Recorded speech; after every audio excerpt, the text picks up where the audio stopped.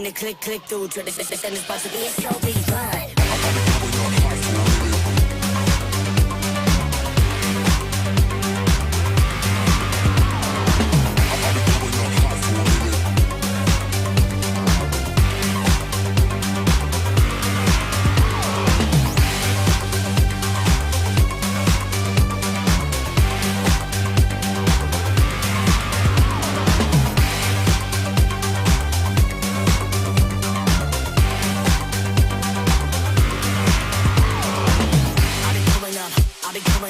Everybody know the drop when I'm in it. Drop the top when I'm in it. Everybody drop when I'm in it. Yeah, I go so good. Everybody know I'm on. You know when the click through to the system is supposed to be a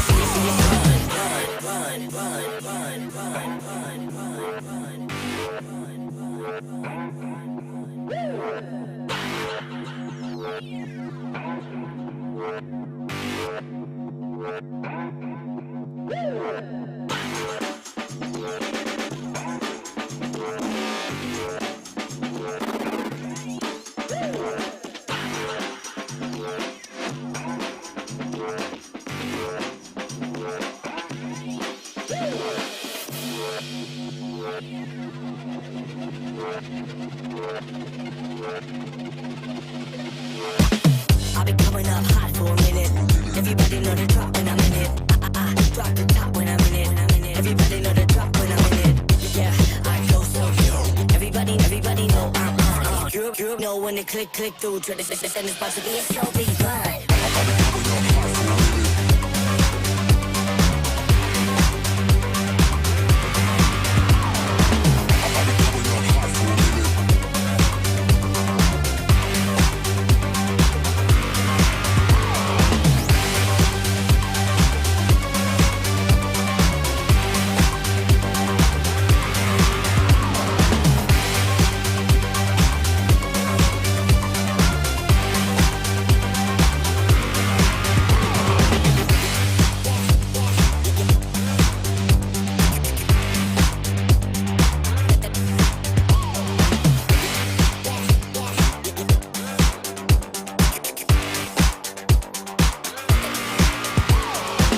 I've been coming up hot for a minute.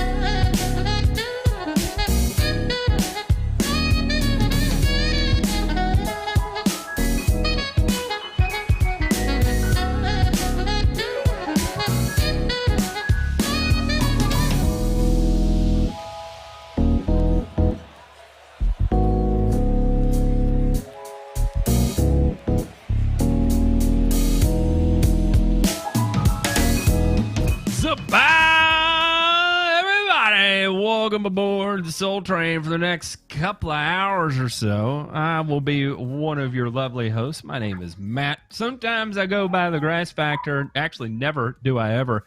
I go by Matt Martin, and I've been called first name, last name for pretty much the entirety of my life, except for when I was in college. There was a cuss word that separated Matt and Martin. So funny how that ends up working. But here I am, and I will be your host tonight. Alongside with me, we have my two special co-hosts. We have Mr. Ryan DeMay. Dun, dun, dun, dun, dun, dun, dun. How are you, Ryan? What have you been up to, dog? Oh, it's the end of project season. It's getting ready for football season. We were just talking about that here off the air. You're getting excited. I'm getting really excited. And, getting ready to be in that point of the season where Ray loves to be, right, where we're trying to grow grass faster than somebody else can destroy it. Right, Ray? Right. Absolutely. I mean, that's I'm just prepping for what I call Grass Hill here in Hawaii. And it's not because I have a football field or a baseball field. It's just to those, all of those of you that come to Hawaii in November, December, January, February, and March, if only you could appreciate what it takes to keep grass alive here at that time of the year. Well, luckily, we don't all have to experience that. And speaking of keeping grass alive in harsh conditions, we have our friend hailing all the way from Dallas, Texas, Matthew Montgomery here with us. How are you, Matt? Welcome to the show. Thank you. Doing pretty well. Thanks for bringing me on. Yeah, thank you for being here. And I think this is going to be a fun one because really, growing grass in Texas has a unique set of challenges.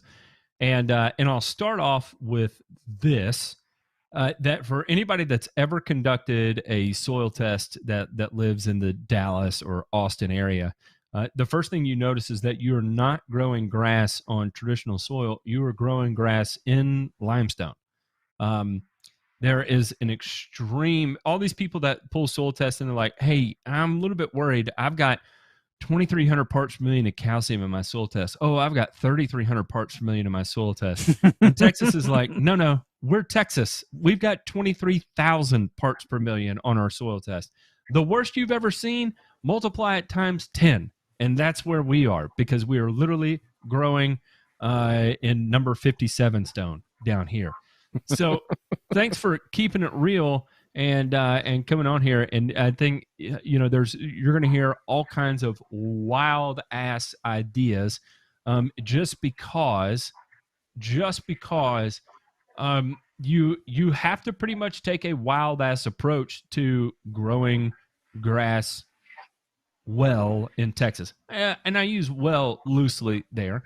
I still think with a good agronomic foundation and consistently working on your pH, you can hit that 75, 80%. However, when you're trying to go for those 90% types of deals there, you've got to take risks because of the pandemonium that is the Texas Dirt Club.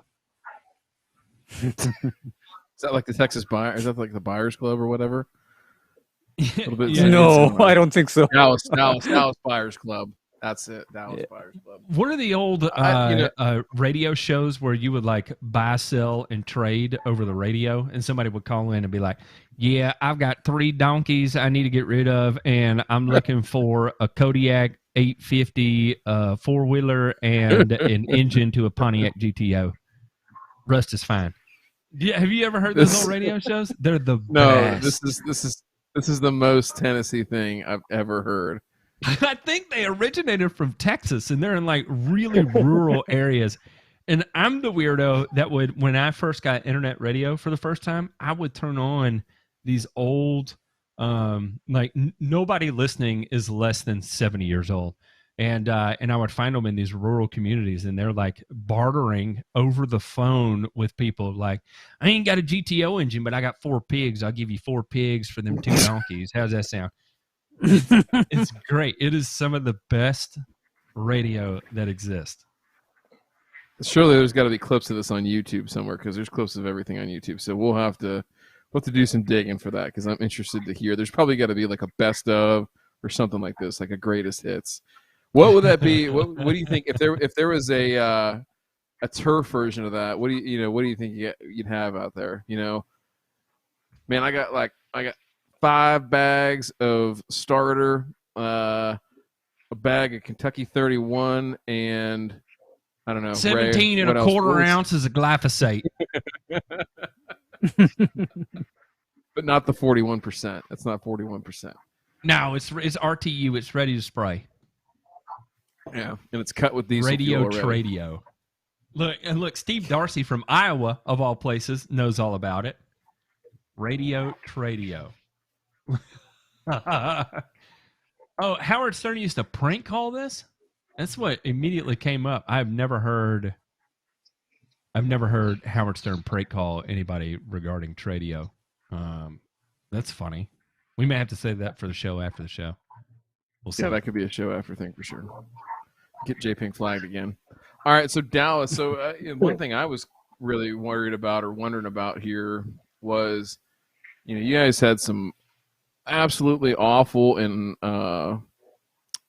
unseasonably is probably too light of a word, cold, weather there in February. Absolutely.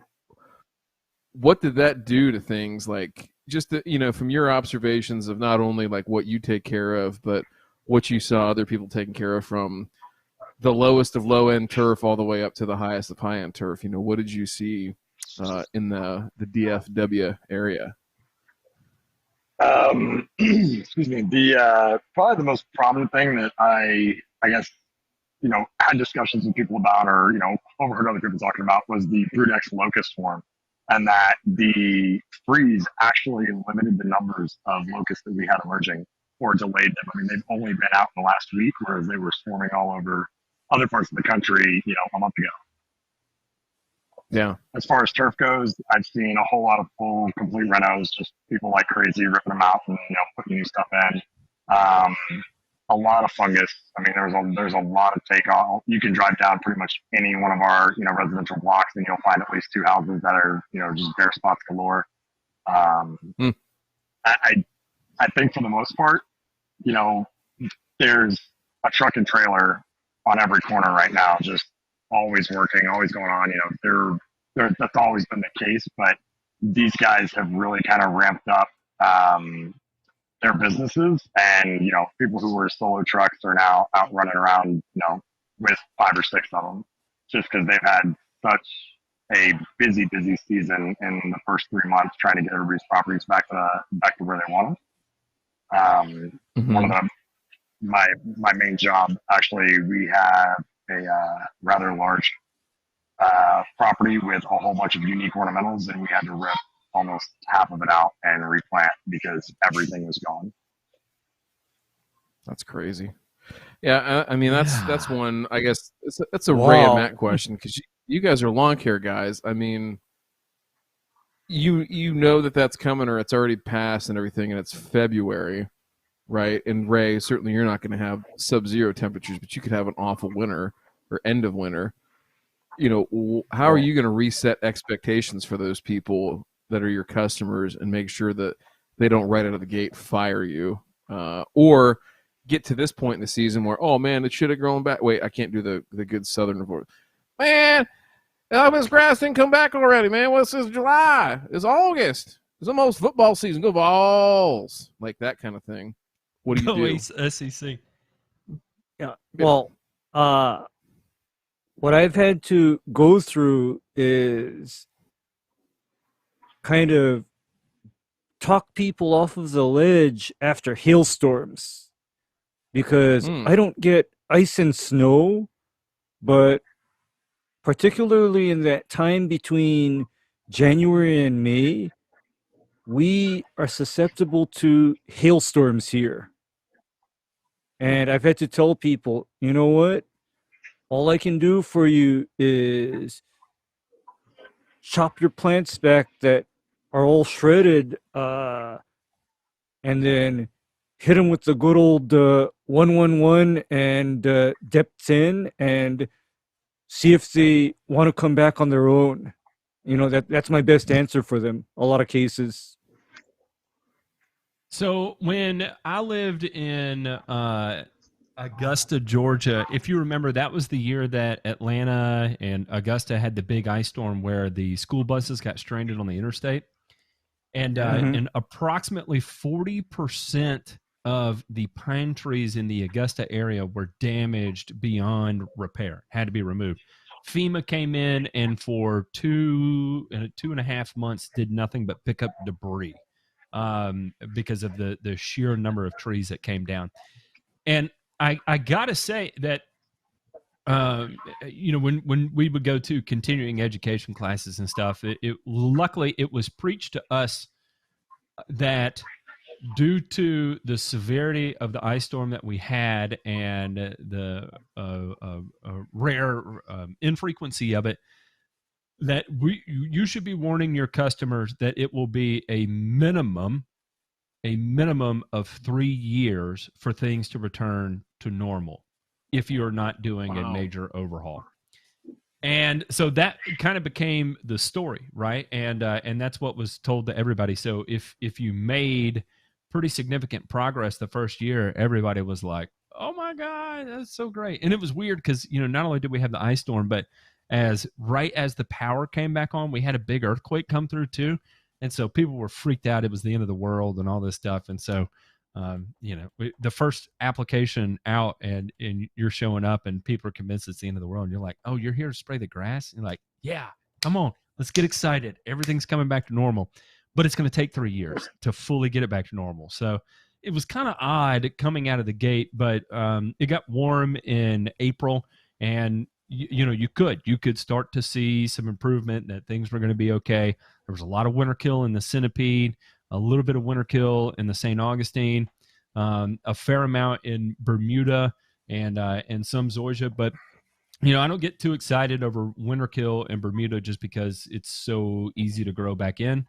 And because of the ice storm, I had the fertilizer budget to get aggressive with it. So it wasn't just painful. I'll give you an example on the flip side where the turf wasn't such a major catastrophe, but landscape and ornamentals was, and that was the drought we had in Knoxville of 2016 when Gatlinburg burned down. We had the big forest fire in Gatlinburg, and so we went without rain. And mind you, I live in an area where we average 50 inches of rain a year. We get just an unbelievable amount of rain. And we did not get a drop from August until it was like the 1st of August or something. I think August 4th was the last time we got a measurable rain until after Thanksgiving. And I know some people are like, well, that's no big deal, that's normal. Well, it's totally not normal for here, and we don't have the sheer number of irrigation systems that other people do because they're accustomed to always being dry. We're not accustomed to always being dry, and water is relatively expensive here for that reason, especially irrigation water. Even if you're not tied into sewer and you've got your own meter and all that fun stuff, it's still expensive.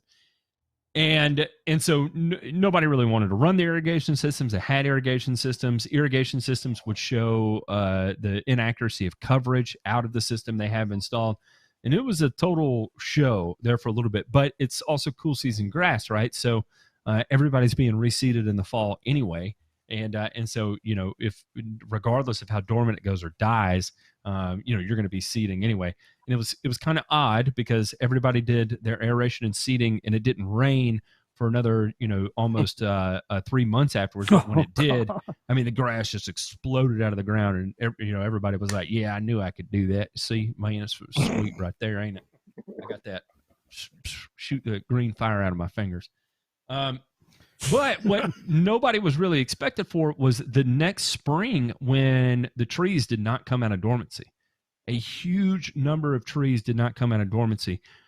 I can't tell you how many thousands of phone calls I got that year to look at Leland cypress that had bot and strat cankers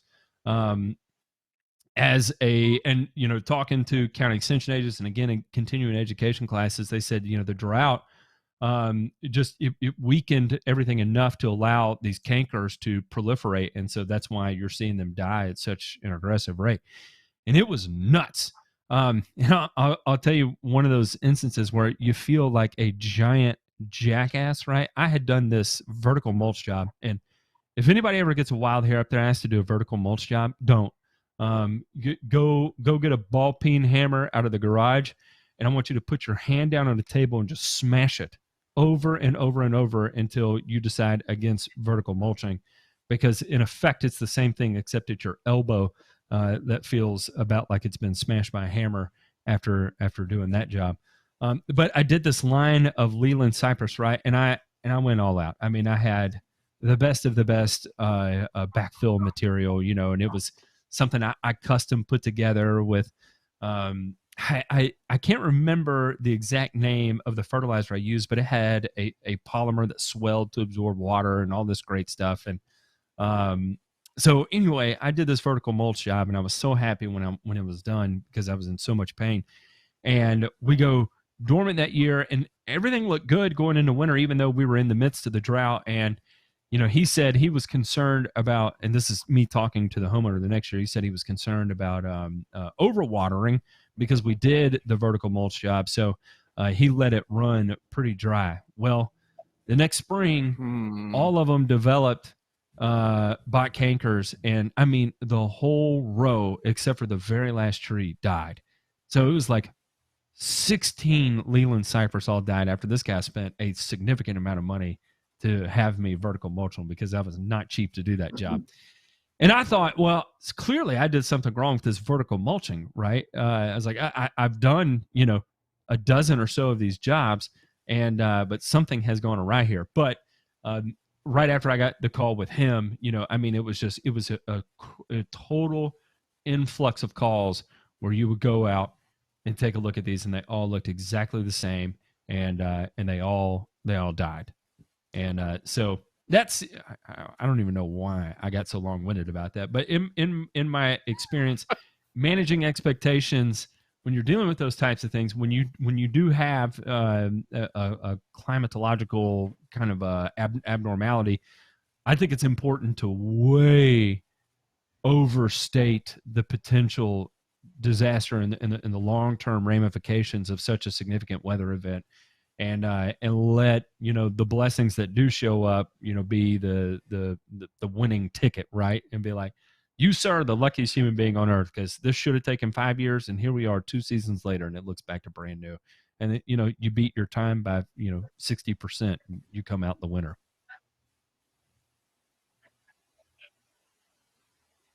It's terrible that you killed those trees.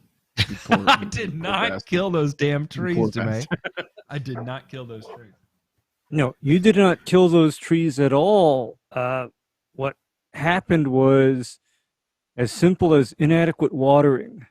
Because, you know what, Matt? I routinely guarantee turf grass and landscapes, right? Yeah, that's crazy to me. But here's the flip side of that guarantee. Nobody but myself goes into the irrigation system. Nobody else adjusts heads. Nobody else is allowed on the property to even change a head. Because guess what happens when they do change a head? They then Probably throw off nothing good. They throw off distribution uniformity, and you know what just is my real pisser offer? When someone goes into one of my irrigation systems where I made things as uniform as possible by using all MP rotators, they go in there and they either replace with a single stream rotator, or they replace with the conventional 1.5 gallon per hour conventional pop-up nozzle.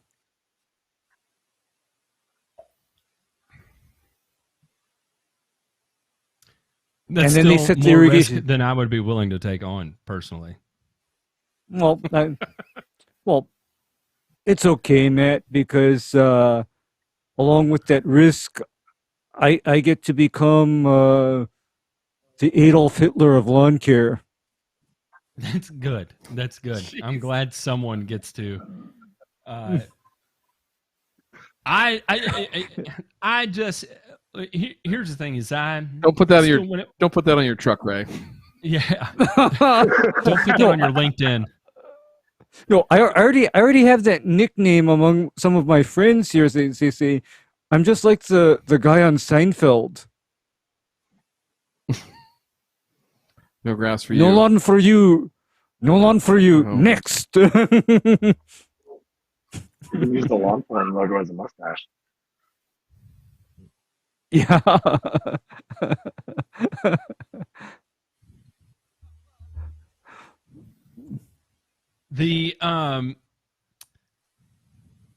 I trust myself to an extent, a fair amount, but I'd say where I am, the weather is way too unpredictable to put any kind of guarantees out there. And again, the lack of irrigation systems we see out here too, you know. So like, do I want total control over somebody's water hose and orbit sprinkler they've got out there, you know? No, you don't. You don't, and that's the other exclusion now, Matt. If somebody doesn't have in-ground irrigation, I just as soon stay away because I know what happens. Like, especially right now where it's like windy and hot here, they cannot possibly keep up with the hand watering that they'll need to do. Oh no. No, because Ryan, Mm-hmm. how much water do you need to put down an inch of water per 1,000 square foot? 627 gallons or so, something like that. Okay. And your average water hose typically, I estimate, can apply 5 gallons of water per minute, assuming that that is not an extremely low pressure plumbing system. Yep. So you're looking at what is that? 2 hours and like 15 minutes, 2 hours and 10 minutes, something like that. So a little while. Yeah, 2 hours and 10 minutes worth of watering per 1,000 square foot per week. Okay. That's why you got to pay the day laborers to do that for you, Ray. No, and over here, watering has to happen at least once every other day. It doesn't work if you put it down all at once. And I think that's the one thing that is probably unique to a certain extent in Texas because, and you know, help me out here a little bit, is you've got some very arid conditions from time to time, especially coming out of wintertime into spring, if I'm thinking of this correctly. In the summertime, it's blazing hot. So what, and especially in those soils that are going to be very, very tight soils in and of themselves, right? What are some of the challenges that you see out there in terms of just irrigation systems in general, and people that have them? Do you think they get the full benefit out of them? Because you got to kind of know how to, you can't set it and forget it out there. I guess that's what I'm saying. And Ray, I think that's what you're getting at too, is in that type of climate, you just can't say, all right, I'm going to turn it on March 1 and I'm going to walk away. Like, that ain't going to work. Doesn't happen here. Doesn't happen. Nope. Well, here, I mean, But in that Dallas, set it and forget it yeah. is kind of the only way to do it. I mean, at least the only thing I ever see, like, everybody just kind of, they hire someone to do it. I know True Green's got a big presence out here, and they'll set the watering, the sprinklers, and then they'll just leave it like that, and everybody just trusts it. And then when it doesn't work out, and, you know, in my situation particularly, you know, was watering all through March, and we were getting nonstop rain. And finally was like, oh my gosh, this fungus is killing everything. Turn the sprinklers off, you know, let's remove some of the moisture. And then it just didn't stop raining for another month and a half. So it was an uphill battle. But I mean, even all through all that, there's just, you don't really see, in residential, everybody's watering between 5 and 8 in the morning. I mean, they've at least got it down to the daytime hours and early morning hours. Commercial properties, nonstop watering at night. And I think Wow. that's going to be the same anywhere. Is, you know, it's the same thing here where, unfortunately, like I got asked this question talking to Ryan Knorr by somebody who listens to him, and said, you know, what do you think about these smart irrigation controllers and what they can bring to the table and everything like that? And quite honestly, like, unless you've got a weather station hooked up to it or getting good soil moisture data from it, it's a little touch and go, I think, at best, right? So, you know, you think about trying to water off of ET rates, right? So evapotranspiration rates. And I don't know, Ray, how would that work for you out there? Because there's probably so much variation day to day that you would get, just as inconsistent as the weather can be, you'd have inconsistent turf performance because of that irrigation always kind of swinging back and forth. Do people try and do it off of ET out there with the weather? Nope, they don't.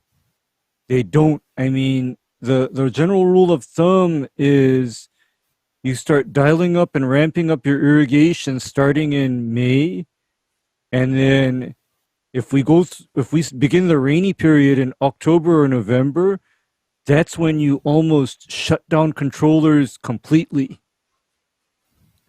And my concern with an ET-based system is, will an ET-based system be able to keep up with situations like right now where it's raining a little bit on and off, but it's so windy that the water evaporates as soon as it hits the ground? What will the ET system do with that? What will that, smart controller do? It'll probably to that point toast too. some lawn. Yeah, it'll probably toast some lawns and get me fired, okay? Because guess what kind of irrigation controller I install on a customer's property? Probably something you can control remotely. No, Oh wow! I don't. I was gonna I say, won't. Ryan, you were talking to the wrong man looking for remote control of an irrigation system. Ray, I'm No, saying right now. Ray four would tab- fly. four tabs. He would fly from a vacation in the middle of the night to come adjust an irrigation controller if he just had a wild hair up his ass that it was running when it shouldn't be. Ray, I've got 4 tabs alone open right now, just looking at different satellites in different locations all over Ohio right now. So you got to get with the program, dude. You got to. Well, here's the problem. I don't work with anybody that has a budget for remotely operated irrigation. So what I do for them is your standard, Hunter irrigation controller, not Rainbird, please. And it does get connected or linked to a rain sensor with a rain gauge. And that is as remote as I get. That is as remote as I get. That sounds about like Ray to me. Matt, let me ask you, with all this stuff that y'all got going on and ripping plants out and all that fun stuff, and you said you were seeing a common disease. Did you say that was take all root rot or take all patch? Take all was very prevalent in, I'd say, April, May. My symptoms, I think, started around May, about the first week. And we had a very, very heavy rain all through April, even halfway through May. We didn't really start to dry up until we got into July. We were still catching off and on downpours, just saturating soils. Yeah, there's big chunks of it there that were already starting to go bad. Part of this one, off to the left-hand side, there's also the runoff from the house. It's the only side of the house that doesn't have a gutter, and it is bare ground, and it all just runs right in between the two houses. Is that centipede? With it. No, St. Aug. Okay. It's all St. Aug. So here's kind of fodder for thought here. I have read colloquially that a sharp pH adjustment to the low side towards acidity can help reduce the spread and severity of take all root rot. I don't know how accurate that is, but I have read that over the years. Ray, is that something you know to be fact, or am I over here in my brain making things up? Okay, that is only partially true. Okay, it's only partial truth. What Why? would you say? Yeah. When you say it's partially true, what other aspect of it is lacking in that? Okay. Other factor is you also need your manganese and iron levels to be kind of up there as well.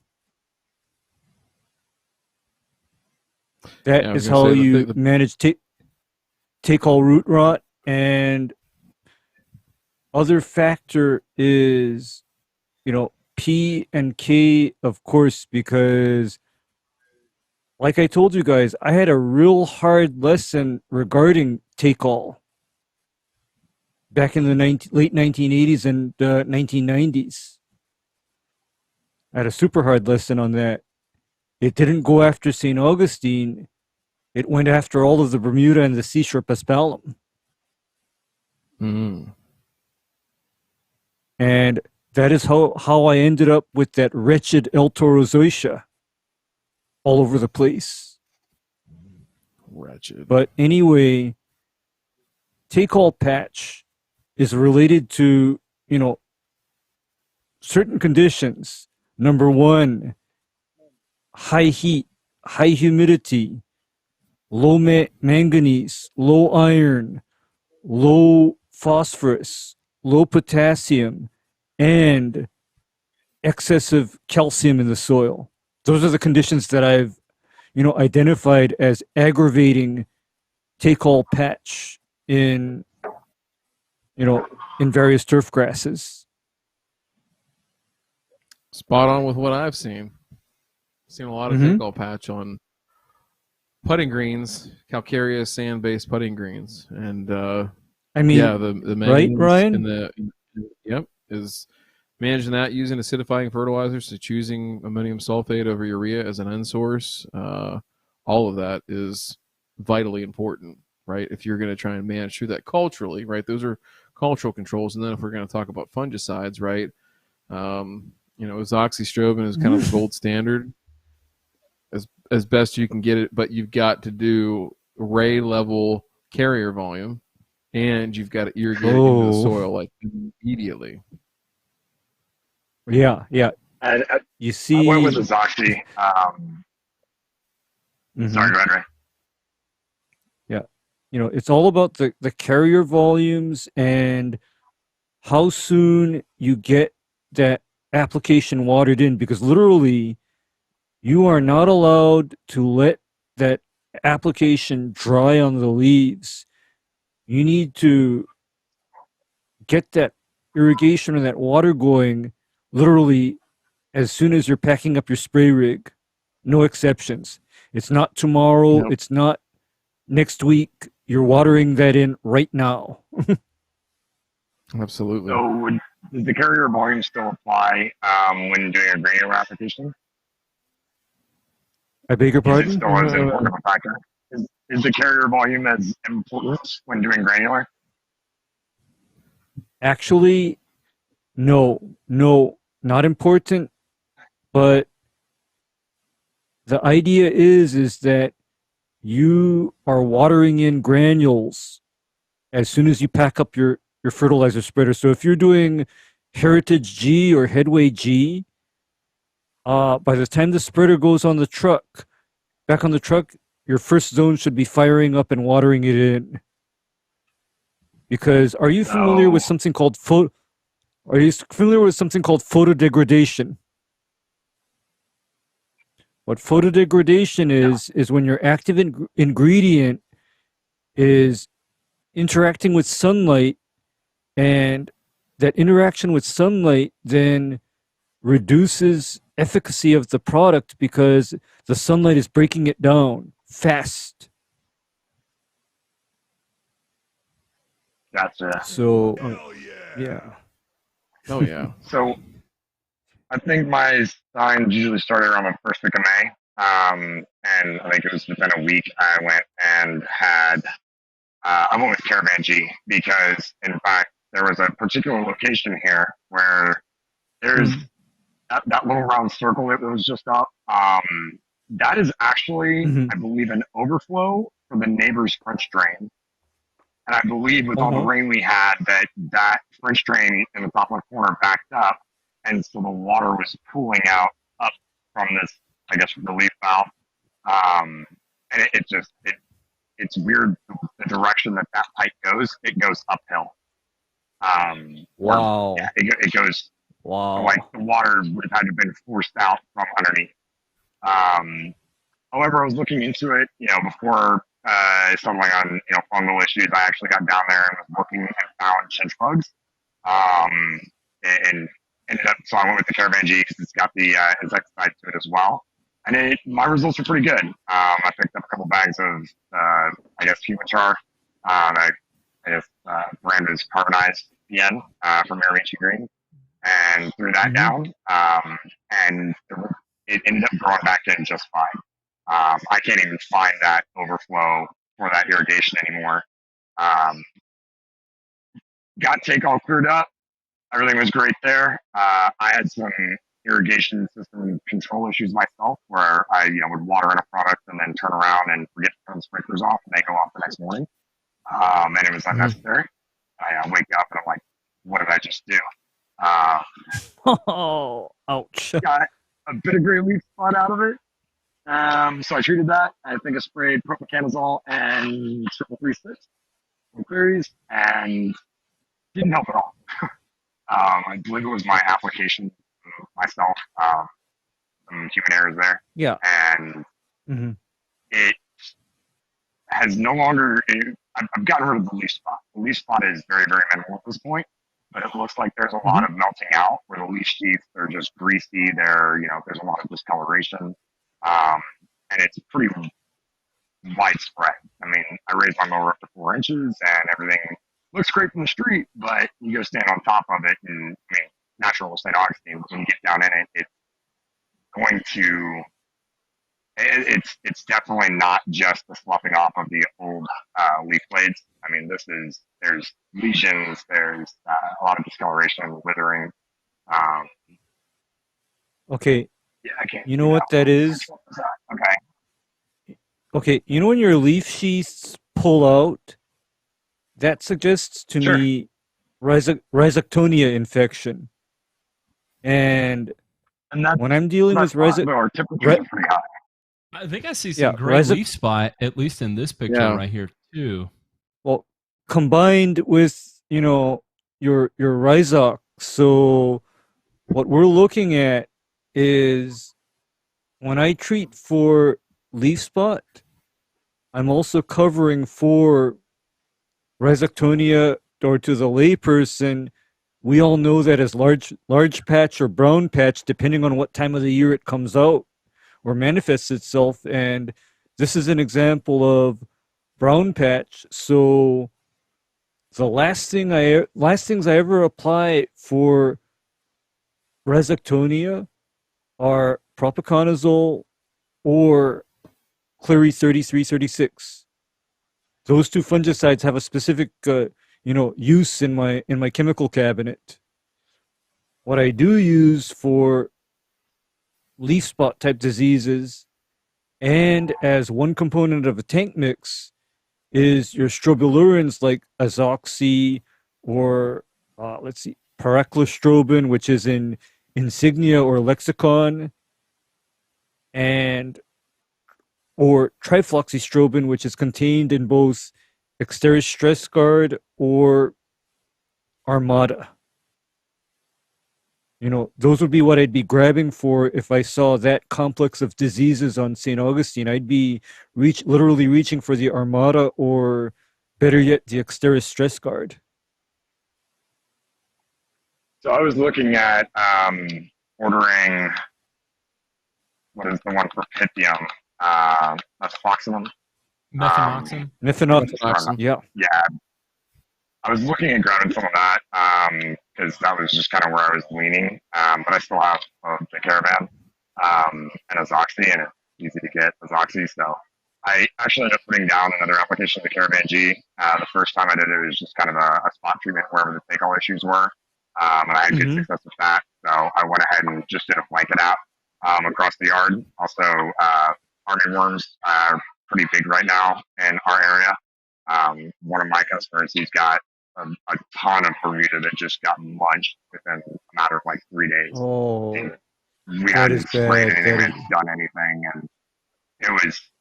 He just woke up one day and the grass was all brown. He goes, "Why is it brown?" Well, we haven't done anything to it, and your sprinklers go off every single day. So I wanted to come take a look, and got out there, and I didn't send J Pink these pictures or anything because it's not my own property, but uh, every square foot, there were at least 7 of them just freely marching around, munching on leaves. They were everywhere. yeah. I've seen that before, and in one instance, I literally was about to strangle the mowing guys because I thought they scalped the grass to death, but the actual problem was fall armyworm. And so, again, when you're talking about fall armyworm, the other caveat or precaution that I need to give you is do not assume that bifenthrin is going to take out fall armyworm. That's an extremely dangerous call. assumption. Do not assume. Is it just a lack of efficacy on it, or? Okay, No. because bifenthrin is one of the most misused insecticides and widely used insecticides, populations of armyworm, and I have a very good population of that here in Hawaii, they literally will ignore or resist an application of bifenthrin. Because here's my typical scenario at this time of the year. Somebody calls me and says they have armyworm, and this is not an existing customer because I take precautions against armyworm, with my existing customers. Somebody calls me and tells me that they have an armyworm problem. Either their lawn guy or they themselves applied granular bifenthrin and it's not working. So here I come with the Dilox and either Arena or Merit because that lawn is about to get sprayed. I used to do And it's- permethrin when bifenthrin started failing for me in 2013, 2014. I went backwards to permethrin, and I loved it because you as you're spraying and you finish a 100-foot swath and you look behind you, you just see the devastation already taking place of the armyworms dying. And then you make your next pass and you're just laughing at them as you walk past, and they're, crawling up on the driveway and writhing on their back and stuff. And you feel like you've really done Matt, something. It's a good feeling, back right? before, back before there was a such thing as Dilox 420, and I didn't have any Dilox at all in Hawaii. I actually used to use permethrin EC and Merit as my turf spray. Yeah, and that just rocked. It's a great combination. Yeah, and I think rocked. permethrin gets overlooked now because of all the new thrins that are out on the market. Jason's saying here beta-cyfluthrin, deltamethrin, lambda-cyhalothrin. And I'm sure all of those have a degree of efficacy too. I haven't used all of those on armyworms, but permethrin, I just loved the quick knockdown I got from it, and I liked it so much more than bifenthrin because there were so many bifenthrin apps I made that I just did not get an acceptable level of control. Do you remember when bifenthrin came out? Like it was really the cure-all for anything, and you would see people recommend it for like spider mites and stuff too. And you get out there and you go spray for spider mites, and absolutely nothing happened. And you go back and you hammer it again, Matt, and then nothing happens. And then you go back a third time, and you unload 100 gallons on four oak leaf hydrangeas. Just an ecological disaster, and nothing absolutely happens. And then that third time you're like, I am so stupid, why do I keep doing this? And then you mix up some hexagon, make your application, and everything's all better, right? But Matt, that was, I did one worse. Was bifenthrin Did you have to go through a period with bifenthrin for you to understand that it just sucked compared to what was being promised out of it? Actually, I was always skeptical of it. Hmm. I tried a couple of quarts, but it became something that I would never buy again. In fact, on my truck, I have 0 bifenthrin. 0. Yeah, And I would never carry it. and regarding like mites, my go-to for mites up until it got pulled was kelthane. I never ever messed with pyrethroids for spider mite. I always went straight for the kelthane, and then I went avid, sand mite. Okay, and then there was hexacon was a good one, and then finally floramite. But as far as bifenthrin goes, that is what gives me a lot of anxious phone calls because somebody or their lawn guy spread bifenthrin granule and the army worms are still destroying their grass. It's still going on. And so I show up there and I unload, a spray that's up to 10 gallons per 1,000 square foot. So we actually got really good results with the bifenthrin application. I've been back on the property twice, and I mean, we haven't seen a single one down there digging around. I know shortly after the application, I mean, you could see them, they were crawling out on the driveway, and they were just rolling over, and they were not happy. I hope they're not just, waiting it out, but we haven't had any from it. We've got new growth. Everything's kind of pushing through right now. Haven't had, all those brown patches and everything where it just, got eaten so short. And haven't been able to locate any. So I'm got my fingers crossed, I guess, with this hopes. But I'm going to definitely look into this to follow up just in case they do bounce back. Okay. And you have to understand there's going to be some regional variability too. You're going to hear us talk a lot of shit about bifenthrin, and I'll give you an example. There was so prodiamine and POA resistance when I lived in Memphis was such an obnoxious thing, right? Where you'd be out spraying prodiamine in the fall, knowing it's the efficacy you're going to get out of this is just absolutely nothing, and you're just waiting for the spring to go make your glyphosate application, and really you're just burning chemical. And it's funny, moving outside of Memphis or spraying in Alabama or Georgia, the efficacy was still there. Now at the time I heard in Atlanta you couldn't use prodiamine because it did absolutely nothing for POA there, and that was when everybody started making the jump over to Spectacle. But in Augusta, everybody was still doing pretty good. Much lower population, right? And perhaps, I don't know, is it the length of lawn care in the neighborhoods we were spraying? I don't know. But I had much better success out of that there. And it's kind of like my old atrazine tale that when I first got into the industry and I would spray atrazine, it was moderately effective on POA post-emergently. And then I had to increase the spray concentration, not necessarily the rate, but the concentration. I have to spray at a lower volume of atrazine in order to get that post-emergent control that I was looking for. And then towards the end of my years in Memphis, it didn't matter how much atrazine I sprayed, you couldn't discolor POA at all.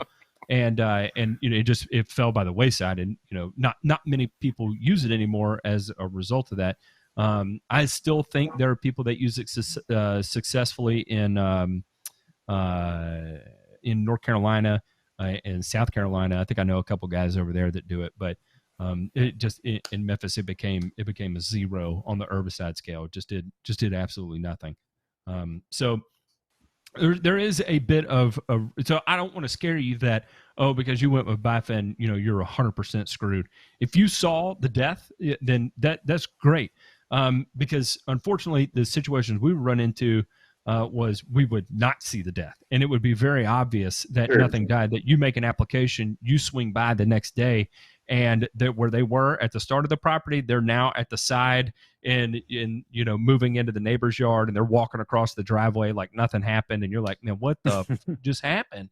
I was like, I was over label on this. Don't tell anybody. And these guys are still marching like they're at war.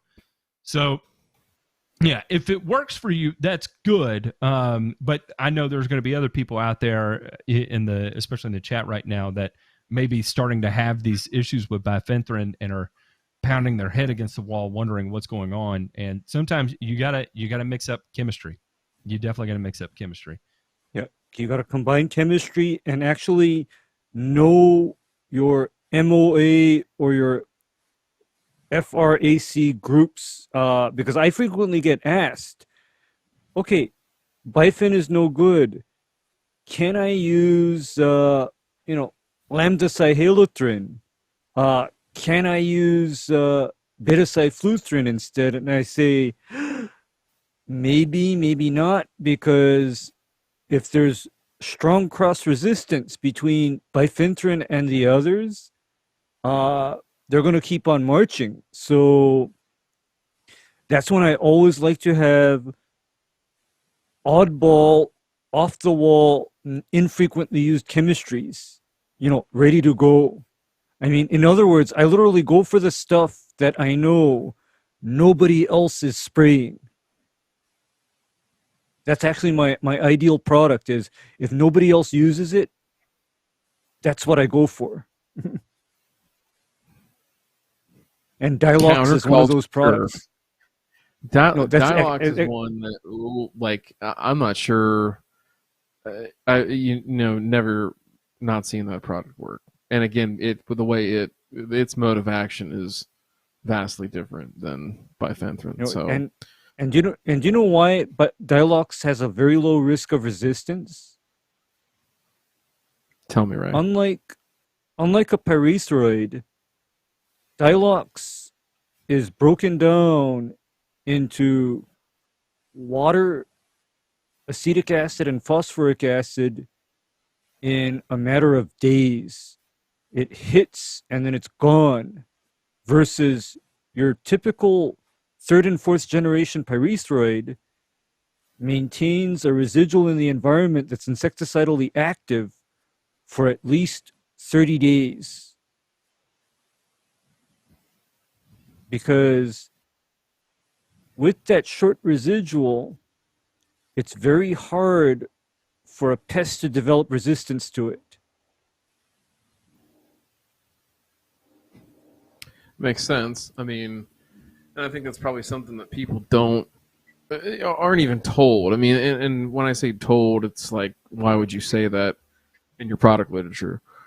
You're not gonna espouse that. Oh, it doesn't have a very long residual. But actually, Bear does. No, Bear does. Bear, really? Trumpets that. I've never seen that in the marketing stuff. No, Bear says that, short residual, not environmentally persistent. I mean, they put that out. I've seen it in their literature, and what that tells me then is, okay, this stuff is going to break down, for example, before it becomes a serious environmental pollutant. Because, like, take your bifenthrin, for example. Guess why bifenthrin and the synthetic pyrethroids are now on the EPA's naughty list? It is because they're persistent in the environmental and non-ag environment enough that when it rains after application, that pyrethroid runs off into waterways and causes issues with the aquatic organisms and fish. Can we put just real quick a disclaimer out there about Dialox? Do not be smelling the dust that comes off of Dialox. Don't stick your face in the bag. If you feel like you're inhaling Dialox while you're spreading it, walk backwards or something, because it is it will affect your nervous system and you'll feel all kinds of funky. Just saying from experience, I've I've had a lot of dialogues to the face and the nasal cavities, trying to spread it when I probably shouldn't have been spreading it. And it is not a pleasant experience. Dialox is something that I handle with care. Okay? I handle Dialox with care because Dialox is literally the last vestiges of chemistry that I used to use up until 2000. That is like the last of the Mohicans as far as organophosphates for use on turf. Mm-hmm. And for the listeners, does everybody know what an organophosphate actually is? Lay it It on is me. the Ray's about to same. tell you. No, it's the same thing as good old Sarin or VX. Okay? It's the same thing. In fact, if anything, all of the old organophosphates were essentially failed experiments. They weren't toxic enough to be used as war weapons, but they were toxic enough to be used as agricultural pesticides. Ray with another heartwarming fact on turf. Yeah. I go back and listen, I have sprayed so much orthene in my life. Orthene is acephate. And I have sprayed a significant amount, pallets of orthene over my career. And I worry about that one.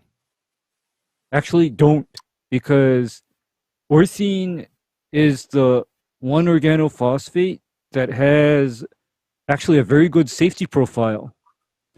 Poorly absorbed through skin, for example. You can tell me that, Compared to but it others. is not going to make me feel any better, Ray. Well, don't blame me if you took a bath in it every day. Well, Don't blame me. I blew a lot of hoses. Oh, man. Really? Hey, to make that You- 1,000 you It bucks wasn't. a day, It man. wasn't every day, but I would say once a quarter, I would have some sort of accident that ended with me wearing it to the point where I was like, I probably need to go take a shower now instead of later. Mm-hmm. Mm-hmm. Did Yeah, you take a shower because, then, though? No. No, you didn't. Yeah, because, and guys, that is why I'm such a nut about my spray equipment, is because I don't want leaking fittings or, popped hoses. I don't. And that comes from, me working with chemicals prior to year 2000. You just didn't want any of that on you because that would be serious. It can still happen with that. Like, tell Ray real quick, for the folks at home, why don't you explain cholinesterase, what it does, and what happens when it is inhibited, and how the organophosphates fit into that. This is going to be gruesome, Ryan. Okay, I know it will. That's here's why I what asked you. Okay, here's what cholinesterase does. Cholinesterase is the enzyme that tells your nerves to stop signaling, and the highest number of nerves responsive to cholinesterase are present in your brain, your digestive tract, your lungs, and your heart. So, this is your typical cholinesterase inhibition symptoms. Your nose runs, your eyes are tearing, you're nauseated, you have cramps, and then your symptoms progress to loss of consciousness, convulsions, inability to breathe, and your heart stopping. That is your textbook organophosphate or cholinesterase inhibitor poisoning, outcome. And the only immediate antidote to that is another poison called atropine.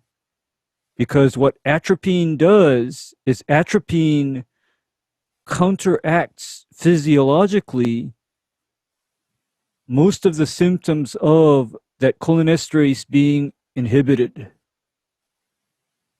However, the problem with having your cholinesterase inhibited by an organophosphate is it will literally take a month, if not longer, for your inhibited cholinesterase to be finally degraded by the body or then to be regenerated. And folks, back in the old days, one of the issues was having your cholinesterase inhibited a little bit more every day, every time you're exposed to a pesticide, until finally you reach that point where your cholinesterase has been cumulatively inhibited and then poisoning starts.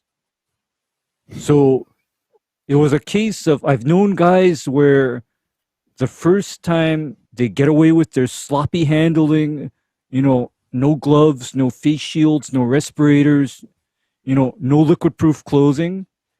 And then they keep doing it. And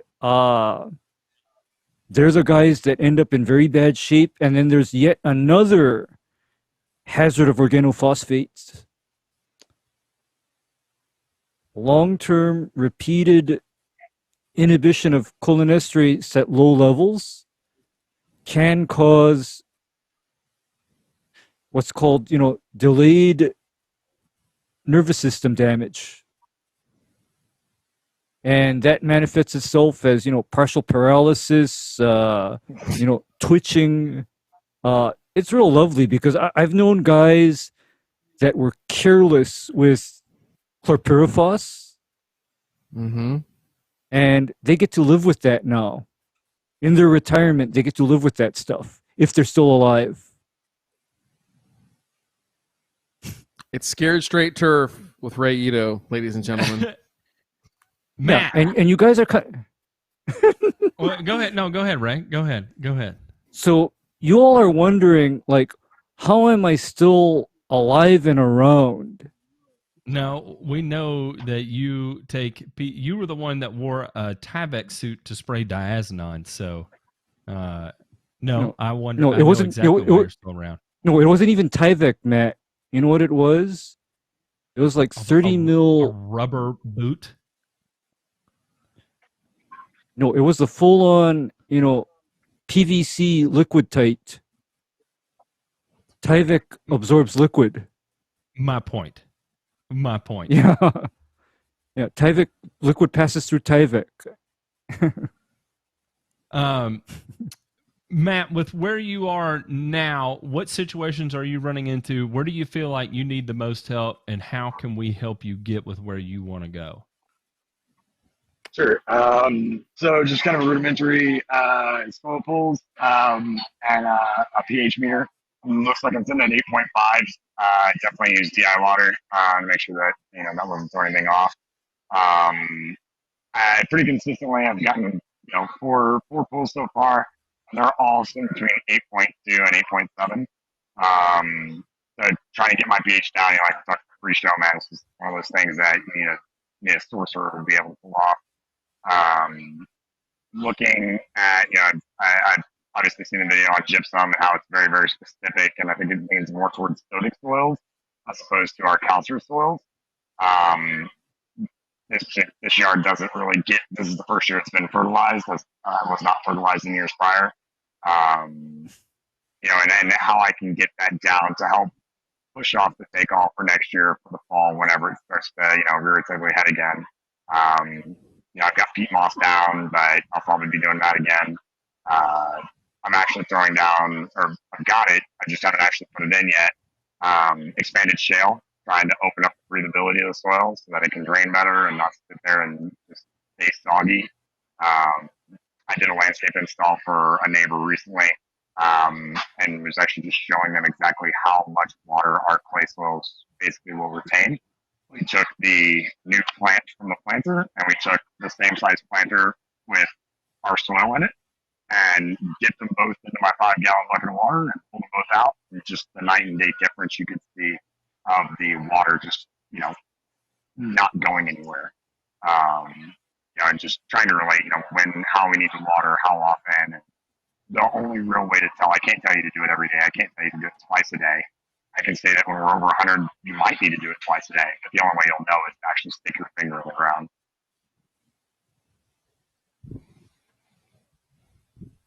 So kind of a lot of different things to cover there. Where to start? The pH man. thing, Where's is, where's I Ray? mean, it's just Yeah, pH. I mean, the difficult part with pH management in your area is going to be, in my opinion, from a sales perspective, because it is not going to fit into a typical lawn program schedule as it's normally pitched, right? Like, for instance, if you're pitching pH manipulation and you have to go out and spread a bag of sulfur, that may work. But you and I both know if you're dealing with a pH 8.2 to 8.9 to 9.2, going and putting down 5 pounds of sulfur once a year ain't going to cut it, right? That's not going to be a short-term fix to any sort of problem. The second piece of it is, I think if you're at the point where whenever you run granular fertilizers, if you can approach your supplier and make sure your primary nitrogen source, I'm not saying to disregard like all urea, right? If you still need to hit a target in analysis, I fully support and expect some urea to be in the blend. But if your dominant in source could be ammonium sulfate, that's working in your favor, right? And then, so I'll explain it this way. And, selling your pH manipulation program as a package. And what I mean by that is when you approach the customer and you've got a data set that shows you have high pH, right? You can say, listen, this is the old wives' tale mentality, is to apply 5 pounds of sulfur. And when you have a pH of 8.9 and this much calcium, it's just not enough of buffering material to provide you a long-term sustainable impact towards your pH. So at that point, it's upselling basically a whole nother program, right? Like even outside of disease control, because you can sell a disease control program too, right? Like, we do 2 strobilurins in the spring and we do 2 strobilurins in the fall against a large patch, right? Or in this same instance, we're going to do elemental sulfur once in the spring, once in the fall, or in late summer, and then monthly from May through October. We're also going to be applying citric acid once a month at 1 pound per 1,000, and the water's going to come on immediately afterwards. So it's a bit more complex, and it's very difficult in a lawn care setting to be able to do that. One, buying citric acid to be able to make those applications isn't very cheap. So if you're applying 1 pound per 1,000, you're already in at a bare minimum of $1 per 1,000, right? Assuming your citric acid is $1 a pound. And that's assuming you can get it at your doorstep for $50 for 50 pounds, right? So already you're in for that piece of it, but then you've got fertility on top of it, right? And then can you do it on the same day or can you not do it on the same day? Well, if you're applying 1 pound of citric acid per 1,000 square feet, and it's probably not wise to be going in right on top of it with another pound of N from ammonium sulfate directly on top of it as well, right? That's your risk to reward ratio isn't quite there.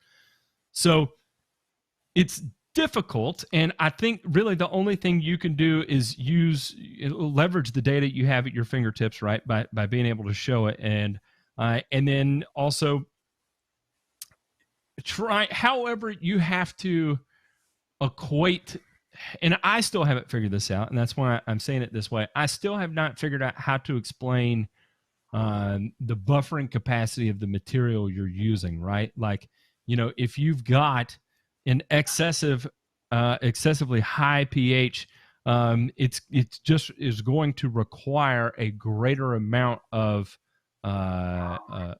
neutralizing material in order to bring that down. So that I don't know how to pitch that. I don't know the right analogy to tell the customer to make that make sense, unless you have a chemist customer that's like, oh yeah, that's right, and that makes perfect sense. I totally understand that, right? But I think selling it as a program approach, one, it generates a shitload more revenue for you, right? Because now you're running 2 programs on one lawn. Two, it's going to cut down on the amount of things you have to do that may or may not work, right? Like, it's interesting you using the expanded shell or oil dry or turfus or any of these types of products to help try and promote drainage. That works, right? But I would also argue that in the same method, that if you were able to get your pH into an appropriate range, you're going to end up leaching a lot of calcium citrate and a lot of magnesium citrate out of your soil surface too, and you'll probably get a little bit better surface drainage out of it as well. And it may save you that step from having to do that. One may be cheaper than the other. I don't know. But when it comes to things like take all root rot, where you need iron availability, you need manganese availability, and you need a better pH, do you want to constantly keep it band-aided under the fungicide approach, or do you want to make a long-term correction to try and cut down on that, where 3 years from now or 2 years from now you're riding around the neighborhoods and they all have take all root rot, but all yours are beaming glowing green, right? And is it a bit of That's a what pipe I'm looking dream? for, is something long term. And is it a pipe dream to hope for that? In some instances, yes, because you have to sell that program in order to deliver that kind of result, right? And that program's not cheap, and it's not an easy sell. But if you can get your pitch right, and develop the right analogies to explain why you need to do these things and appeal to that piece of the customer that would allow them to come off that money to do it, then yes, now you're set up to have that long-term success that probably other people in your area aren't willing to invest the time, the sales training time of even you just training yourself to get it into your head, repeating the same thing over and over to make sure you can answer the questions in an appropriate amount of time. If you can't answer the questions, you can tell the customer honestly, I honestly don't know, but I can find that out for you, right? Instead of just being caught on the spot and having to insert a line of bullshit there, and then they are a chemist and they're like, "You dumbass, I'm a chemist." Blah blah blah blah blah blah blah. You get what I'm saying. But I think all of those pieces of the triangle are necessary there, right? You need the sales aspect of it, the program aspect of it is obviously doable, and then you need the budget to go behind it as well. And if you have all those 3 things, then I think that long-term solution is feasible. And then so far, I guess, we're talking, like I said, expanded shale or whatever to improve drainage. And, coming through with, albeit expensive, but citric acid, trying to bring the pH down that way, or raise method of 250 pounds of sulfur per thousand. But you can only do that during a renovation. If you went and spread 250 pounds of sulfur, you just smoked the grass. Yeah, right. Yeah, so the grass is dead. Now you got a budget for the sulfur and a new yard on top of it. Yeah. Yeah. Yeah, you But hopefully one they wouldn't have to worry about for a while. I could warranty it. I'd be like, right, I can guarantee it for the next 5 years, right? right. But then Matthew, full commitment. yeah, but Matthew, I think the way I approach this is I address my pH, and make that a priority. I actually reduce a lot of my other inputs by addressing that first. Because in my area, what will eat my lunch if I don't address it is large patch. Large patch eats my lunch on alkaline, salty soils. I mean, it just gets me. But I run that citric acid. I, put down that sulfur, that just makes because what I'm trying to paint the picture of is you can be all good with your fungicide program, but if the fundamental cause or contributing factor to your problem is not addressed, you are just, basically gambling in that the time that your fungicide application doesn't work is when you're going to get questioned. Okay? You're going to get questioned. And so that is where I address the pH issue so that is just one more assurance that everything I do after that works and works as I say it's going to work. Because when I'm dealing with a high pH soil, everything's out the window. Nothing works. I think that your amount of that's how control you- is gone whenever your pH is over 8, right? You don't have any control over what you're putting down and how it's going to react, really. It's kind of just a shot in the dark. Right. Exactly. One of my concerns, I guess, would be is making too drastic of a drop, because No. I do believe our water table is fairly low, and making too drastic of a drop can leach heavy metals down into groundwater. I guess that would be my only concern is if I drop it too fast. Do I need to stick around 2 to 3 pounds per thousand at a time and get it watered in right away, or when dealing with the sulfur, I mean, can I safely go higher than that? 2 to 3 pounds per thousand is just what I've seen recommended for the most part. Actually, Is that recommendation, even too risky? it's not. It's not. And in fact, the good part is that sulfates and sulfides bind to a lot of your heavy metals of concern and form insoluble products. So you're not doing something horrible. On the other hand, you talk to me again about, say, using something like nitric acid, then we're going to, have another conversation, because nitric acid is the acid where all metals are soluble. But if you're talking about sulfur, less likely. And I also know that citric acid will form less soluble or insoluble complexes with a lot of your, heavy metals of concern. So, Okay. so you're pretty safe there. But, because in your case, when you're dealing with the regularly irrigated lawn, I would not be nervous about pushing 5 pounds of elemental sulfur per 1,000 square foot per month of growing season and 1 pound of citric acid per application. And when I say per application, I know people that want to get their pH down faster than later, and they're pushing applications twice a month with the citric acid.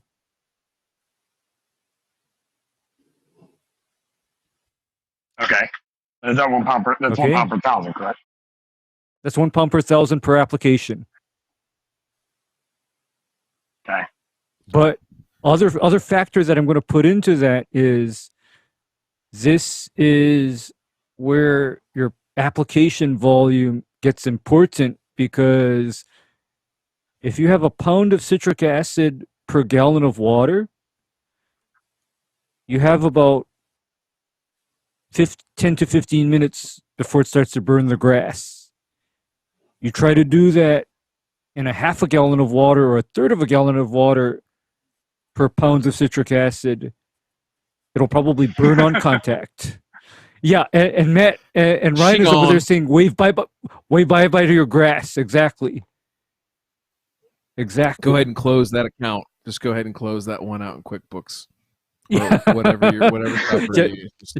Just cancel that customer. Yeah, just Delete, cancel that. Just confirm. delete, confirm. Exactly. So, again, like when I'm fooling around with citric acid, that is why I want such a high application volume, and that's why I have spray equipment that can run high application volume so that I can safely do these more risky applications. and have a lower chance. Because, by the way, if it's urgent, I've even applied as much as 5 pounds per 1,000 square foot at a time. But that's in a shit ton of water, followed by a lot of irrigation. I'll just say this from the sales side of things. What you were talking about, Matt. I've got to explain. Part of my job is explaining concepts that are complex to people that don't want to necessarily hear complexity. And I don't necessarily have all the right analogies right now off the tip of my tongue. Usually I'm really good with analogies, but I can't think of any good ones that are either good enough or dirty enough to describe what we're talking about here. Get the point. Yeah. So that said, I think you have to treat this as like a layered approach, right? You tell folks that, hey, listen, the absolute number one thing that we have to do, no matter if you want to beat take all and some of the other rhizotic diseases that we might face, is pH. We've got to correct your pH. Okay, here is the hard data, like Matt was saying, and then you can create a program around that. Now, if we get into, okay, hey, the next higher level, well, okay, I'm concerned about these diseases, but I don't know if I'm ready to pull the trigger on a fungicide program yet. Then we can get into some of the cultural controls, like, okay, hey, let's show you the soil data and say that, hey, actually you're a little bit deficient in manganese and or magnesium, right? Particularly manganese is impactful on take-all patch. And that might be another corrective program, okay? Let's say that you get to that point and they're still not satisfied, right? Because all I'm telling folks is that, hey, I'm here to mitigate as much risk as you're comfortable with, either financially on one side, right? Or based on the outcome of what you see on your grass, okay? And we can't go back in time and we can't just say, hey, well, we got take all, so now we're going to do all these things and it's going to make it all better. We kind of have to start from square one, as you know, but that's the way you relate it. So let's just say that the pH thing does not necessarily do everything that they want it to do. The cultural controls don't do everything that they want it to do. Now it's fungicide time, right? Now I'm going to sell them on a fungicide program and say, hey, listen, this is the most surefire bet. We've got the other things, kind of beaten back as far as the cultural aspect of it and the pH aspect of it. But now if you really want to have clean turf and mitigate that risk to the extent possible that we're likely not to see disease, we have to use a fungicide program, like what Matt was saying. If that's 2 strobies in the fall, in the spring, 2 strobies in the fall, I think that's a dynamite program for that. Now, the last thing I'll say there, and just to back up what Ray said, is the formulation that you choose, the application technique that you choose, and all the little details absolutely matter on this one. Absolutely matter. The reason that I would say to not use a granular fungicide in this case, okay, is that it is very much been proven that we've got to get the right amount or enough concentration of that fungicide to the root as quickly as we possibly can. Can't bypass the root, and we can't meter it out slowly like some of these granules might do and just put it in soil solution, and who knows if it ends up there or not. So, I'm sure that they've tried to do that and manipulate the prill technology to be able to do that. I'll let Matt maybe discuss that a little bit here in a few seconds as far as, what they're able to do and how they're able to manipulate that. But the way that I understand the formulation, the way I understand the way that the AI interacts with the root to prevent take-all and other root-borne pathogens is that you're simply not going to get enough there fast enough for you to see meaningful results. And so that's one where I would definitely looking at a liquid. Also from a cost per 1,000 square foot basis, you're going to save a lot of money and have better results too. So that's just getting your application equipment dialed in the right way. And then also to understanding, nozzle selection, understanding if they don't have irrigation, like rain has got to be like imminent. And when I say imminent, I mean you're looking at dark clouds and there might even be a strike of lightning above you. Matt, any discussion on the prill technology that they use for those granular fungicides? I don't know much about what they're using as carriers for those. It's just the cheapest inert Bentonite, fine material they can find. bentonite or something like that. Yeah, you want something that is not a super strong adsorber, but has enough bulk density to get good prill distribution, right? If it's a strong adsorber, it can inhibit how much of it actually makes it into the soil or in contact with the plant. So you want something without just a tremendous amount of surface area, and basically is just inert. And who knows? I mean, Nope. that's Oh, look at Ray holding up something here. Those shower boy. nozzles. What do you got in there? I thought he was. These Are are those ceramic- screens? Are those screens from a sink? No, these are ceramic disc core nozzles. Oh, here we go.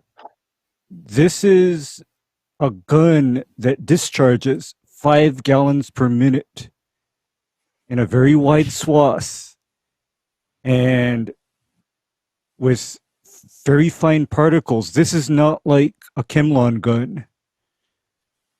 And with this gun, it's possible for me to cover 1,000 square feet with 5 or more gallons and not take very much time doing it.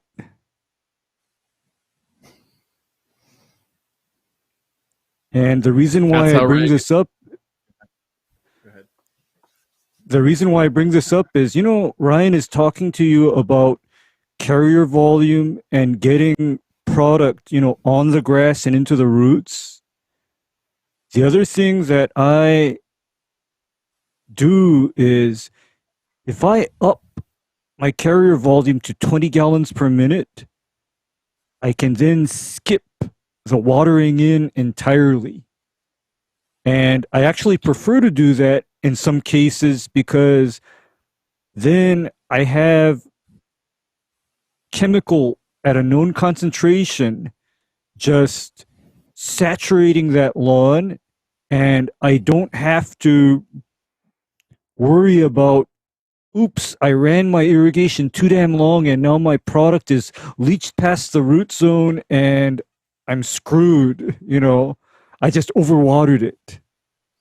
And that kind of, you know, is like my concern when I'm talking about, for example, insecticides and fungicides is you need to get it in, but then if you overshoot the root system with your active ingredient, you're then not effective again. And that's kind of why I also am not happy with granules, because you need to water in, but then you have no control over how much of it dissolves and how deep it goes once it dissolves. Yeah.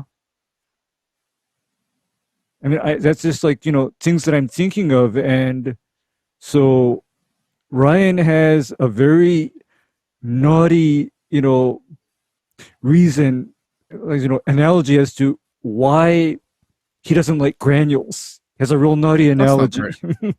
That's not really naughty. Yeah. I'll go ahead and say it. Can I Go say ahead. that on there? Yeah. Go for it. Oh, okay. Go for it, Well, Ryan. okay. We give you permission. It's like, thank you. All right, it's like this. Granular fungicides are like sheepskin condoms. You know it's not what you really should be using, and it's so hard to enjoy yourself that you're so preoccupied that, you know, it's a problem. So you ought to use the liquid formulation of that. So, you know, stick with that. Don't use the sheepskin condoms. Only bad things can happen, right? You know, you don't want to have an accident. So I do want to throw this up. Let me give this over here to Jay Pink. I could have delivered that better, but I'm scanning here to find this graph that I think is really good. Jay Pink, it's coming to you. I'm like Matt Martin. I've got 9,000 tabs open right now, I think. Matt Martin, if you don't know. A bit of a purge before I came on the air, and I'm down. I've got four monitors are all of my 4 monitors all have Chrome open on them, and I've got maybe 15, 10, 8, and 1 that are going right now. Listen, when I built my computer, I put 64 gigs of RAM in it purely for the Chrome tabs. That is commitment to disorganization and multitasking, and I love you for it. I really do. That's right. really If I do. told you what I had open right now, it is just it's crazy. Adobe Premiere is open. Adobe Photoshop is open. Adobe Illustrator is open. The Discord, Spotify, Clip Art, Microsoft Word. I've got like 30 Microsoft Excel spreadsheets open. Notepad for whatever reason. 6 instances of the calculator. Yeah, it's just dumb. You know, if I you don't know. and I've if got you problems. if you go play Minesweeper or Solitaire right now, you're probably going to force a reboot. There's no question about it. All right, so let's look at this real quick. All right, so this is a study. This is Jim Kearns out of NC State, and they were looking at some of the strobies and a couple other. I can't remember which ones. I could send you guys the article and look. But I want you to look at what they recovered based on the irrigation amount that was given right after the application, right? So you can look here in this 0 to 1, 1 to 2. So they looked at sampling depth. But in every case, right, we don't want 0 to 1. We want to get down to 1 to 2, 2 to 3, 3 to 4. That's where our roots are. And if you look here, it's kind of interesting because, look at the 1 to 2 range and, basically neck and neck between, as little as 1/8 of an inch all the way up to 1/2 an inch. Statistically, we're the same. Now, an inch of water, pushing that down in, obviously got a little bit better in terms of recovery here. This is on Michael Butanol. So this is Eagle. Now, so you go further and further down, though, but then there's a direct relationship between the amount of water put down and the amount of recovery of that fungicide. So, Ray, when you see this, any strong feelings, anything that jumps out to you that you would beg to differ with or that you would want more study on? Okay, what I'd want more study on is I need to see this broken out according to application volume. Like, I know 1 to 2 gallon per M is pretty much standard for application to fairways and greens. Let's see what happens when, say, we go up to 5 or 10, or in my case, as high as 20. Then I would like to see. Yeah. 2 gallons. I'd like to see 2 gallons. Okay, 2 gallons. And that 2 gallons to me is, may I say this? I call 2 gallons per M a relatively light coat. Jesus. Matt,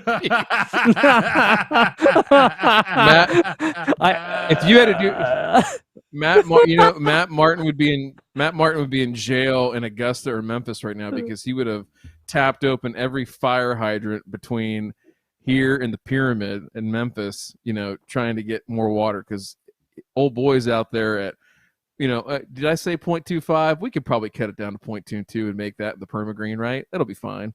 Mm-hmm. Right? Yeah, it'll go. It'll run. That shit'll buff out. It'll run. It'll go. Yeah, but yeah, that's 2 gallons per 1,000 would be, what would probably be, able to penetrate, so much soil. But then, let me ask you this, Ryan: how many people have their irrigation system calibrated such that they know exactly how much water they're putting down? And I'm not talking about golf and sports field. I'm talking about commercial and residential turf. Then it's like all bets are off, right? Anything's possible. Yeah, I think that's one that there's nobody that is that's able to definitively say that. And I think this is all a guess, right? This is totally a guess. Mm-hmm. I think the number one thing that you have to know here is your calibrations, when you're doing this. And so just make sure when we know that Ray, when he turns this the light coat, it is 2 gallons per 1,000 square feet. So just remember that. 2 gallons. Matt Martin is probably somewhere around 1/10. He's about 1/10 of a gallon of the light coat. Yeah, that okay, because actually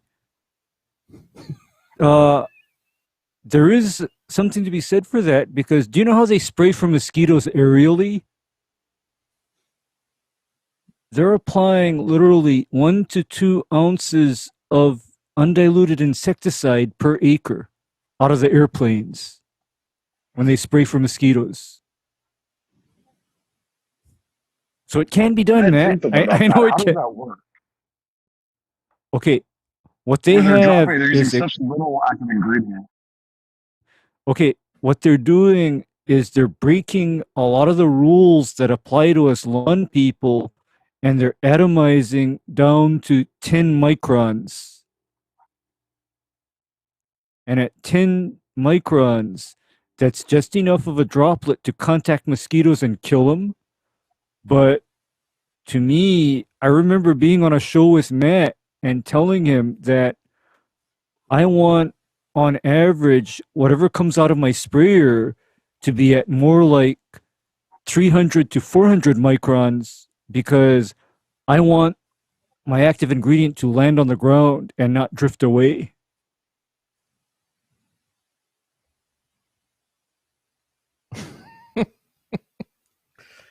When you start getting into low volume, when you're doing low volume like that, it's still the same rates. You're doing much less carrier, much greater concentration, right? So you're basically spraying almost concentrate at that point, right? And I'll give you an example in the lawn care world. It's like spraying out of a permagreen, right? You're putting down 11 gallons of diluted material over an acre, versus say you're using a hose and a gun with a Lesco gun and a yellow tip nozzle. You're putting out 100 gallons an acre. It's kind of a stair step thing there, but it's all the same rate, right? So you're still applying 64 ounces of chemical per acre. It's just in the instance of when you're doing it with an airplane, your dilution ratio on that may be extremely low, right? So you may be applying not diluted. Yeah, exactly. Non-diluted, Matt. Yeah, no. Because a standard application is like 1 to 2 ounces per acre of undiluted 97% malathion. That's what they do for mosquitoes. I mean, that's what they'll do. But then the factor to consider when making applications is, in the case of something that you need to get into soil, I don't mind, for example, coarser drops. So where, that yellow nozzle Chemlon gun, or even like, what other colors have they got, Matt? On the colors Chemlon of what? gun. Brown, white. Oh yeah, blue, white. Chemlon No, gun. wait. Do they have a blue one? I know they got yellow, green, and white. I think Like a light blue, Okay. I think. they do have a light Okay. blue. Okay, because what I'd be looking at is, even for your citric acid application, if you decide to pursue that, I extremely recommend that you put that out in as much water as you can possibly stand doing, because that's going to mitigate your risk of even making the application. Because if that product dries on the grass leaves before you can get the irrigation on, you are in trouble. You're in huge trouble. Because you're spraying the grass with acid. Sure. The blue nozzle is It's 1.5 not gallons. Go ahead, Matt. I'm just running my mouth. No, I was just Actually, I asked what the gallonages were for the various tips. That's not in my world. I mean, I've never really used a Chemlon gun, believe it or not. Never have. Closest thing to the Chemlon gun is this guy. I think everybody needs to. I think the Chem 1 gun is like the M1 carbine. Like everybody should have a chance to fire that in basic training before you get out there in the world and start killing lawns. I really do. You gotta go through that. You gotta get We need Matt to get a wide angle on the camera and demonstrate his walk. I want to see his pace to hand movement and see how he does. Are you a true 2-to-1 guy or what? Oh yeah. I am very much a high frequency hand speed. It's all about the hand speed. So I'm more of a 3-to-1, I would say. Oh wow! I shit you not. I am all about the hand speed. I am not one of those guys that I equate it to like a travel in basketball, right? You know, when you take 2 steps and you only move your elbow out once, kind of sort of thing. You know, I used to watch people spray like that. I'm like, what the hell are you doing? What is that? You're accomplishing nothing. No, I mean it is balls to the wall, full throttle, intense hand movement. This is with the Lesco spray gun. I'm not saying I do that with a backpack or anything like that, but with the Lesco spray gun, it is all about the hand movement. I am lightning fast on it. I look like a crazy person. I swear to God, I will stop every project I have right now to come down and film a week of Spray Coach Matt going around. We just roll up on an applicator and you just get out there, high socks, bike shorts, pull it up, well past your kneecaps, and just get out there. Son, you got to get down there. You got to break down on that there. All right, 3-to-1. Here we go. Let's see it. Knees high. Like I really want to see it. I really want to see Spray Coach Matt as a little spoof thing on the Grass Factor someday. Can't wait. When I used to train people spraying and they weren't moving their arm fast enough, I'd call them a slack ass. That was my term for it. It's like, we don't have time for slack assing with your elbow when you get out here. Faster hand movement means higher quality kills. Move your fucking hand.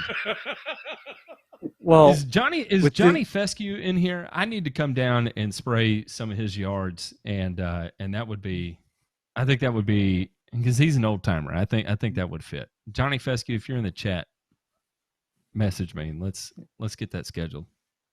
Yeah, because with this thing, I don't have to move my hand particularly fast because this puts out like I want to say a 15 to 20 foot cone of spray, and I just, I gotta see 15 this. to 20 foot. I really need to see this. Yeah, well, this is what they used to use on the golf greens back when they were spraying it with mercury and cadmium. Okay. This goes back to that time, although I, kind of modernized. That was last year, man. I see you with crazy eyes. That was last year. But for sure, spraying mercury is never a great idea. Yeah, well, they used to do that up until 1980. No, they used to do that up until 1980, Matthew. But anyway, the good part about this gun, Matt, is I can easily fit this with the turbo drop Venturis. Very easily. Yeah. And if I do the turbo drop Venturi, then that virtually eliminates any drift. Because, they don't burst until they hit the ground. Yeah, it'll burst and hit the ground, and those bursting bubbles of spray liquid contribute to your spray coverage. Because did you see that that slide that Ryan put up a week or two ago showing the difference between an air-inducted nozzle and a non-air-inducted nozzle, where it actually provided rather good coverage while also reducing spray drift? I mean, this is just Let me see if because I like I can said, find it. I want Ryan to put that up for us again so that the listeners can see that, because I know with most things that I apply, they're all going through some kind of an air inducted tip. They're all going as air inducted. That's about the same. Hang on. Okay. I'll find it. Keep going. Keep talking, Ray. If I could ask a question on that, because I was actually looking at those XRs, the air inducted. If I recall correctly, they don't have anything that comes under course. Like, if we're looking at a broadcast, blanket, herbicide application where we're trying to, get some post-emergent control over Kalinga, Santa Bermuda grass. I want to go fine. I want to go medium-sized droplets. I want to kind of, make sure I'm getting solid coverage down, but I don't want drift.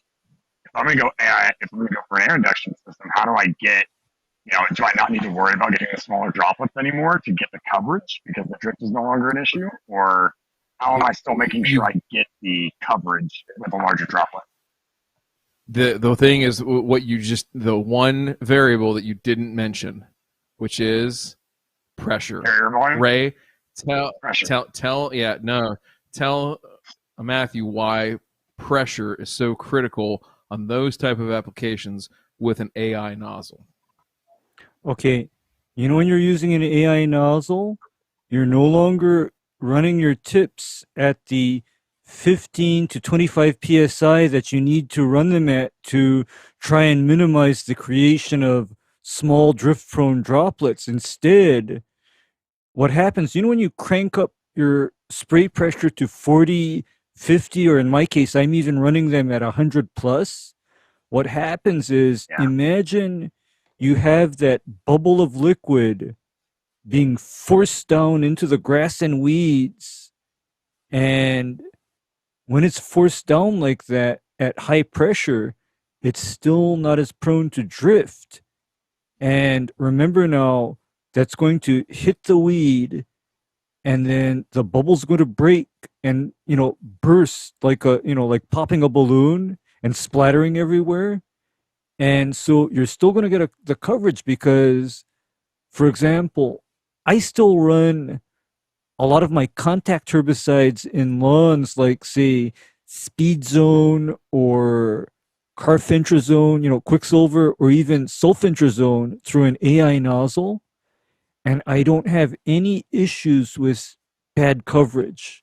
Because if I had bad coverage with an AI nozzle, it would show up as the weed being only burned, in a couple spots on each leaf. Because, by the way, you know what my worst spray coverage came from? Me trying to run an XR spray tip at low pressure trying to control drift. Because what happened is,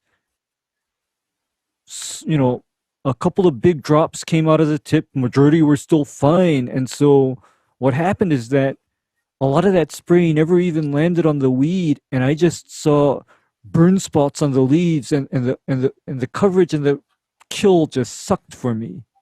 I was just not happy at all.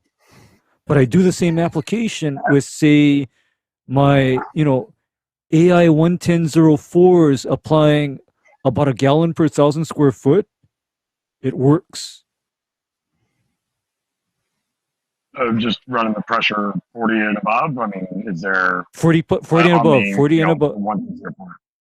Okay. Yeah, 40 and above on the AI, and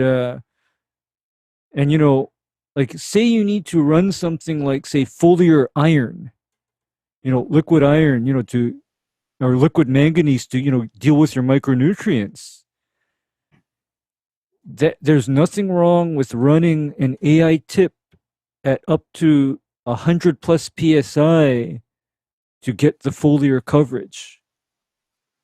In other words, I'm telling you to forget about that whole thing about, oh, I need a finer tip. You don't need a finer tip. Sure. Just increase because pressure, you get smaller droplets. Yeah, you get slightly smaller droplets and more of them per minute, and that's what's getting you the coverage.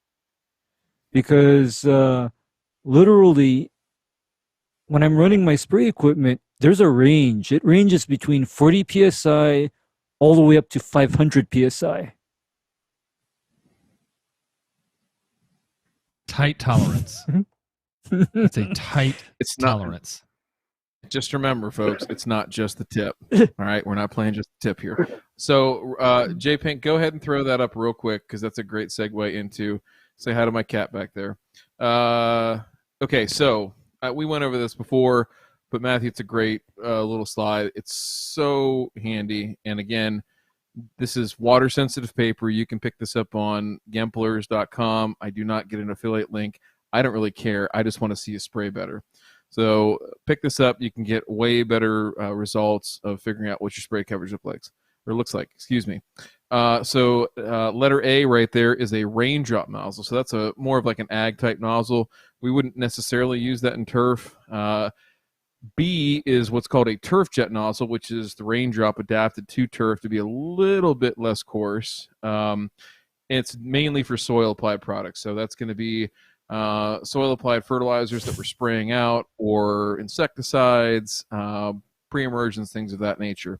Letter C is your typical XR flat fan. Regardless of whether you're using a 80 degree or 110 degree nozzle, that's the kind of coverage that you're going to see. And then lastly, letter D, that is your air inducted nozzle. So it's a very coarse droplet, but you can notice here, this is all sprayed at 50 gallons to the acre. So just a tad over 1 gallon per 1,000, right? And what you're noticing, what you should notice, is that between C and D, between our XR flat fan, which on a day that you've got any kind of breeze over 3 miles an hour, every time you turn around and make another pass, you're going to be wearing whatever you sprayed, right? Everybody that sprayed with an XR tip knows that, right? And then you come home and your old lady's like, "Why do you smell like chemicals? I can't believe you bring that into this house." That's not really like my wife, but I've heard from people that takes place. So letter D, not that bad.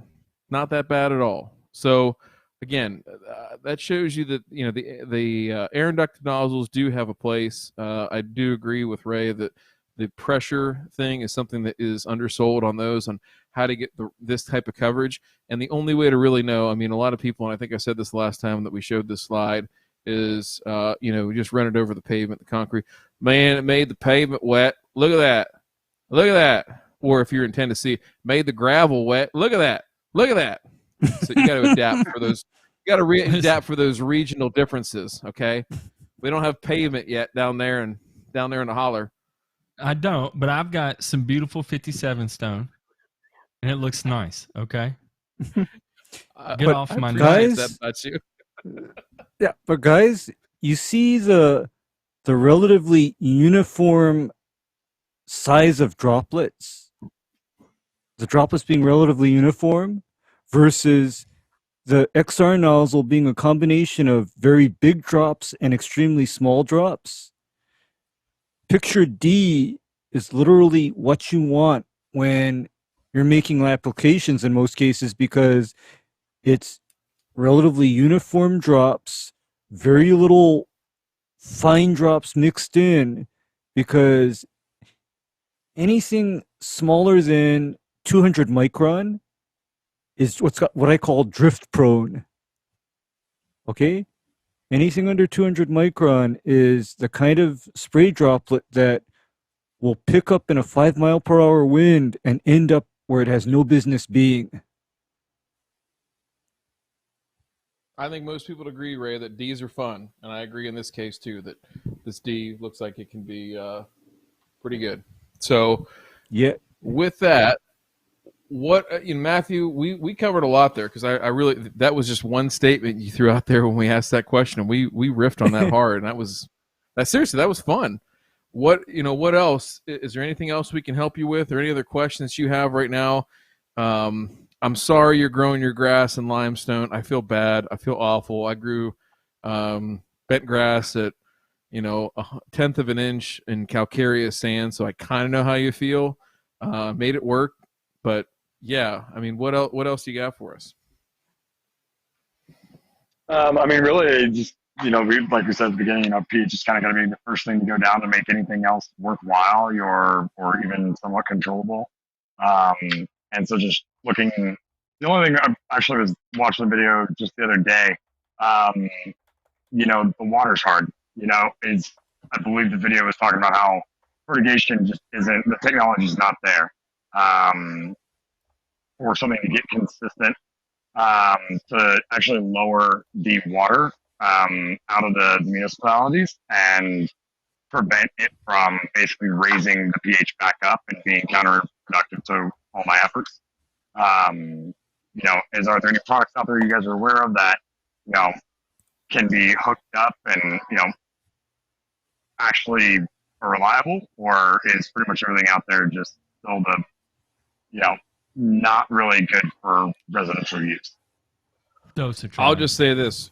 I was going to say dosatron Yeah, if you're going dosatron. to water, but Ray alluded to it earlier. The distribution uniformity and accuracy of those irrigation systems, especially in a residential or commercial setting, I'd call into question big time and be concerned with.